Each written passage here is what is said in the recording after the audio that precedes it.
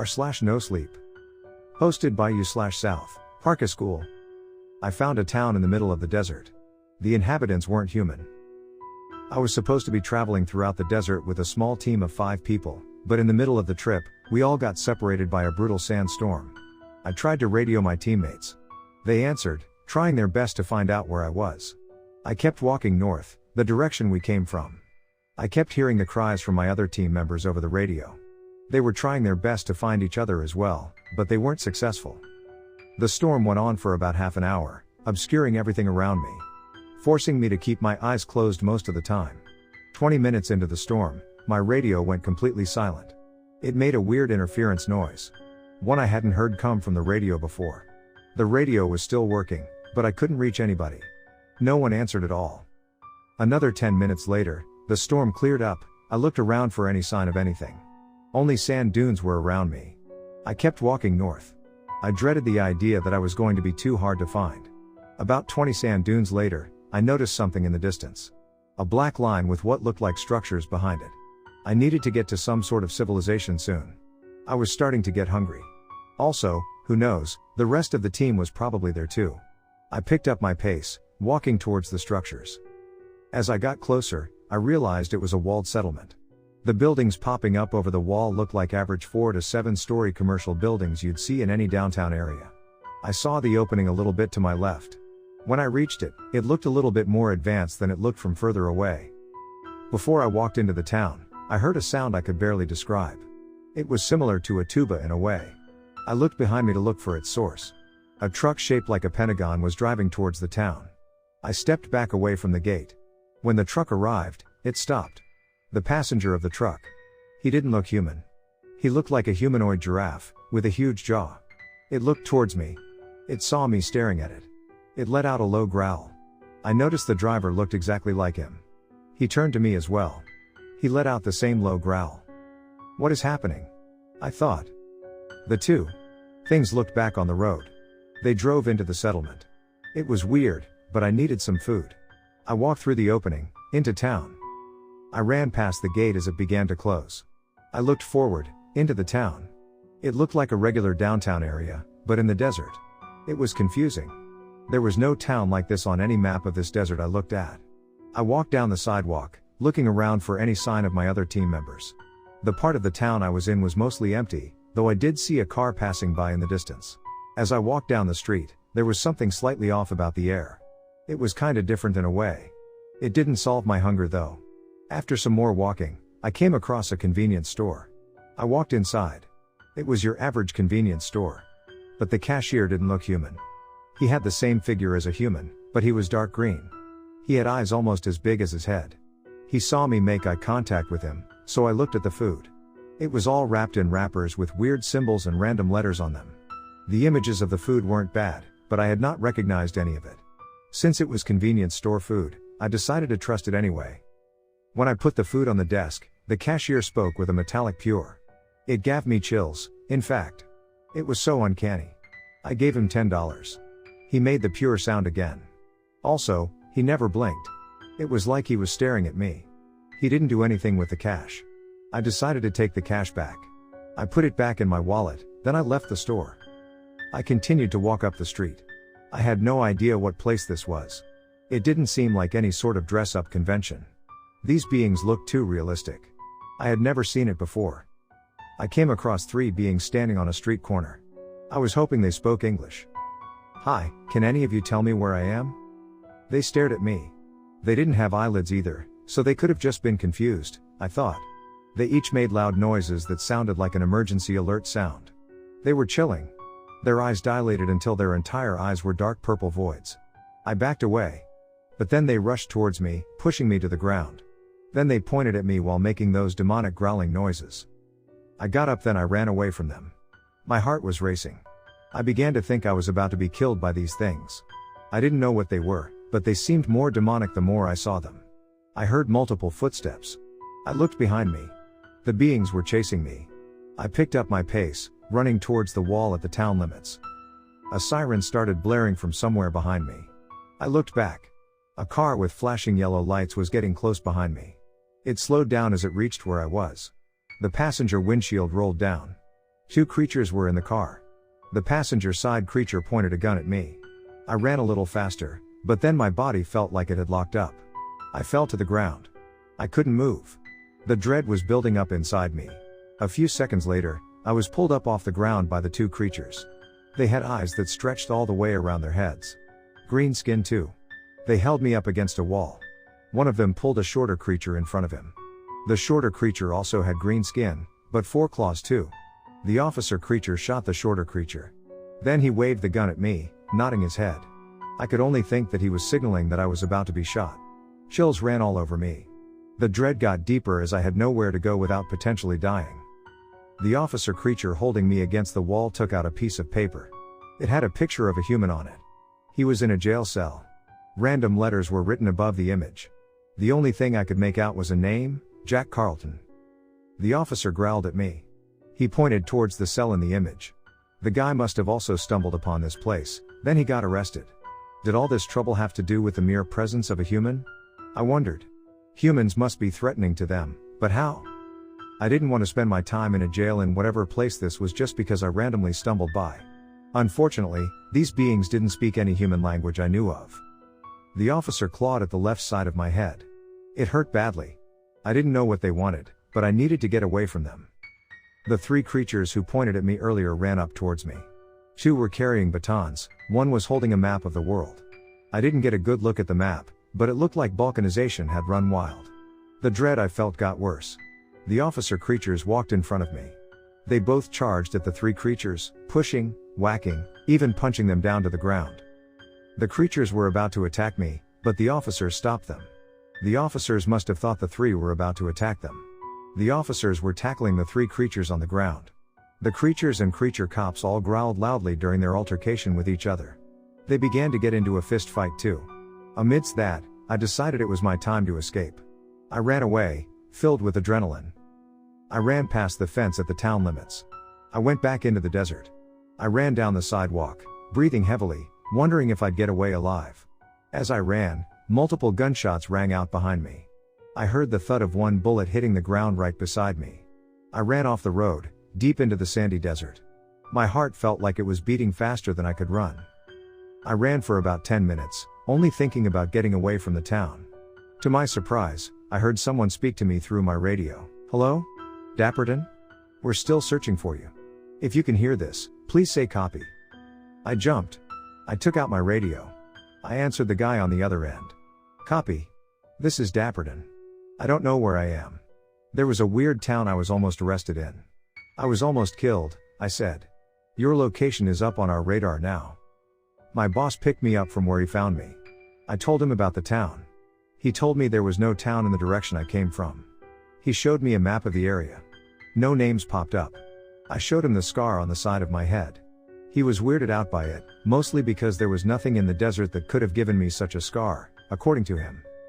He didn't believe my story about the creatures or the town. Instead, he looked concerned about whatever idea he had of what may have happened to me while I was off the radar. When I got back home, I looked at the area on Google Maps. I couldn't find any sign of a town anywhere within that area. I looked all over that desert just to make sure the town wasn't there. I looked up Jack Carlton, to see if anything would pop up in local news. There was a Jack Carlton who went missing in 2010.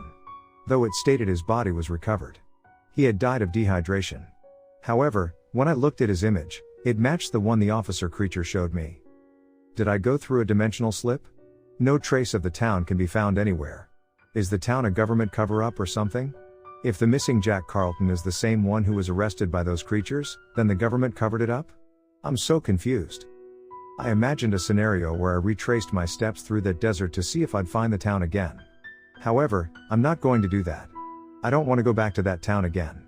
In fact, I'm going to stay away from going too far into that desert. Posted by you/SouthParkiscool. I read some information about a few alternate realities. I don't want to go back for more. It's time something is addressed. Many, including I, have always been curious about whether alternate realities, timelines parallel to our own, exist. Some would pay for information on what goes on in other timelines. Some would pay to be able to travel to them. To explore them. Of course, theoretically, we're always creating new timelines every time we act on a decision. But that's not cool enough, is it? One day, I gave into the desire for some proof of a timeline beyond our own. I did as much research as I could. I found multiple stories about people who had supposedly traveled to alternate realities.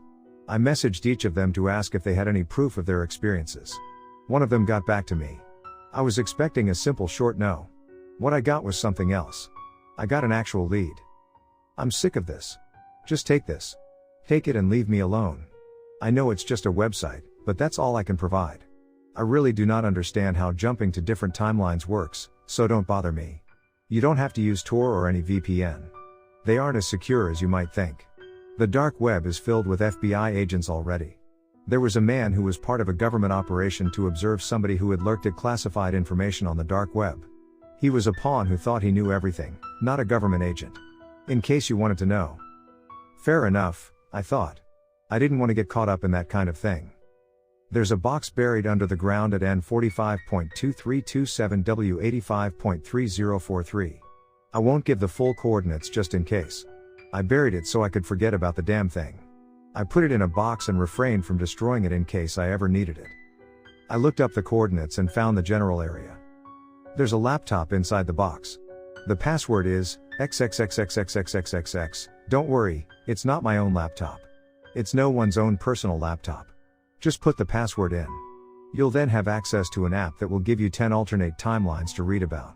You can refresh the page as many times as you'd like. Each refresh gives you 10 different alternate timelines. Some of them are descriptions of wider universes. Others are descriptions of general thematic clusters of realities. You'll get a bunch of specific timelines too, of course. I drove up to the spot the coordinates pointed to. It was a forested area. I parked on the side of the road, then I walked into the patch of trees. Once I got to the approximate location, I began to dig. I dug around for 15 minutes until I found something. A gray box. I opened it and saw a laptop inside. I opened it, booted it up, and typed the password in. Then I hit enter. I was brought to a blank startup screen with one icon on the bottom left. I clicked the icon. A page opened. I was hoping I trusted the right source. I mean, he posted a list of 5 events with exact dates back in 2013. Each event ended up happening on the corresponding dates.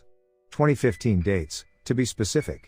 He deleted the post right before the first exact date came, but I had written the events down on a sheet of paper right after I had first read them. I did it in case they would be deleted. It was amazing how accurate they were. Anyway, these are the 10 realities that were described on the page that came up. I typed summaries of the descriptions into my notes and remembered the images that were below each description. March 29, 2036. March 29, 2036 is an alternate reality where everybody grows the ability to sense the time of their death. Calendars are used as a reference for how long one has left to live. 70% of the world has March 29, 2036 as the date of their death. 10% have it scattered over the rest of the 2030s. The youngest people won't know the exact date of their death until 6 years after the date.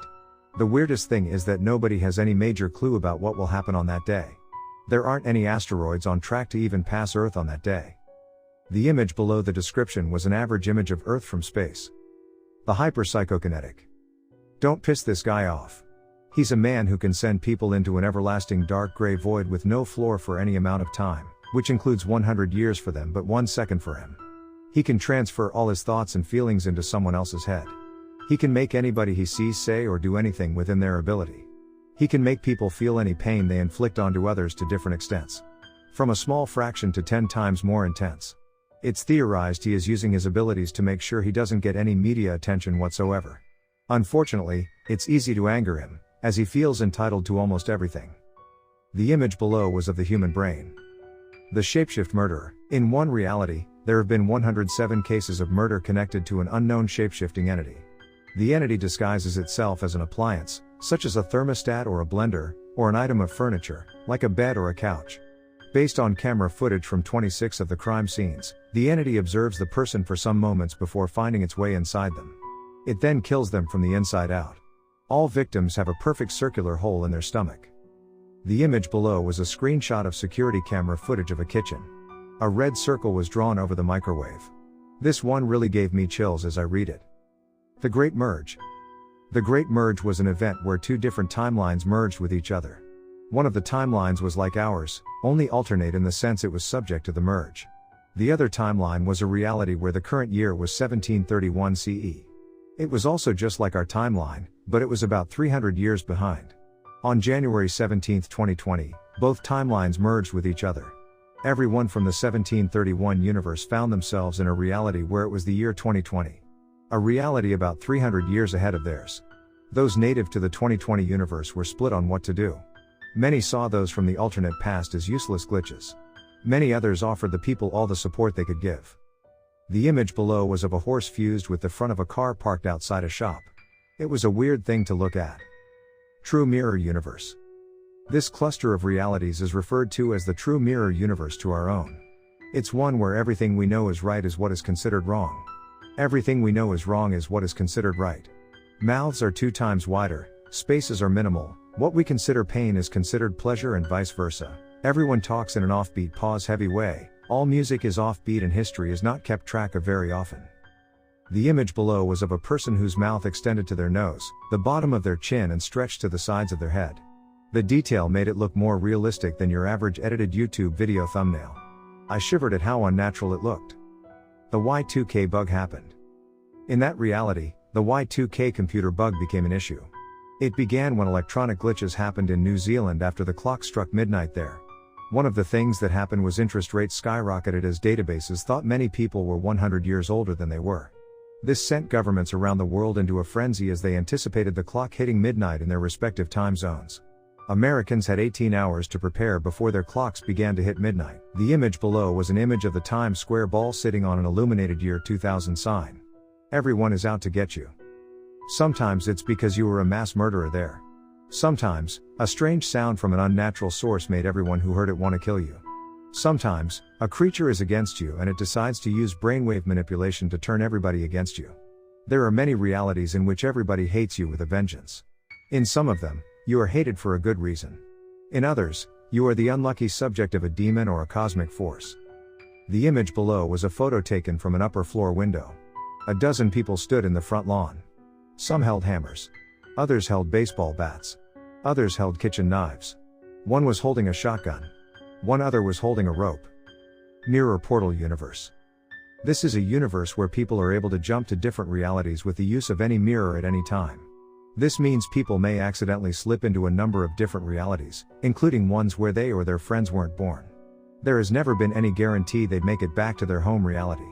The most intense realities included ones in which their sleep paralysis demon was real and was waiting to attack them, or where flames were engulfing their house at the moment. The image below was a simple image of a bathroom mirror. The verbal demon. Every time you verbalize something out loud without meaning to, it's because your subconscious detects an invisible entity that is standing near you. You have to be careful what you say, as certain trigger phrases will inspire the entity to possess you. The exact phrases aren't known. The demon never tells anybody what they are. Victims are unable to tell anybody what the phrases are, as the demon disallows them from acting on the slightest impulse.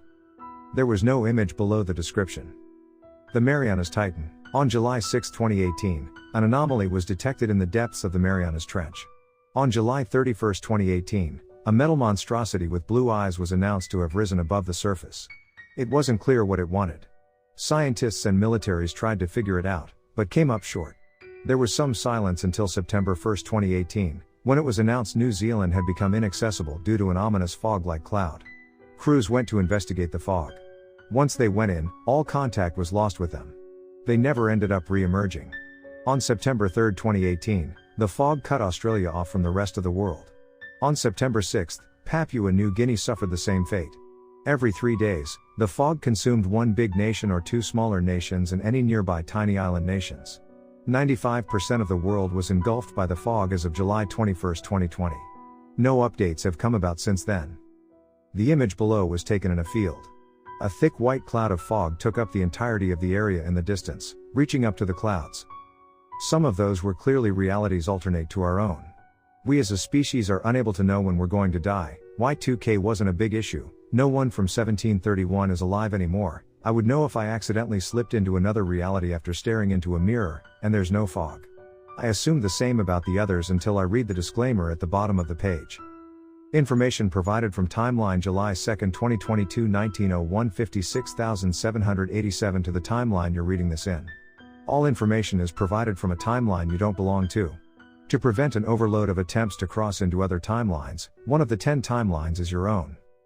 My heart sank as I realized that any of one of them could be our reality. At any point, I could be subjected to a psychokinetic horror story. I could be murdered by a shape-shifting entity. In the future, everyone might want to cut me up all of a sudden. But which one? I wondered. When will I find out which one of those realities is my own? Hopefully not when it's too late. However, there's nothing I can do if any of that stuff happens to me. It sounds impossible to stop. I cannot prepare for any of it without expecting hell no matter what. I feel cold again typing this out. It's been 4 days since I read the information.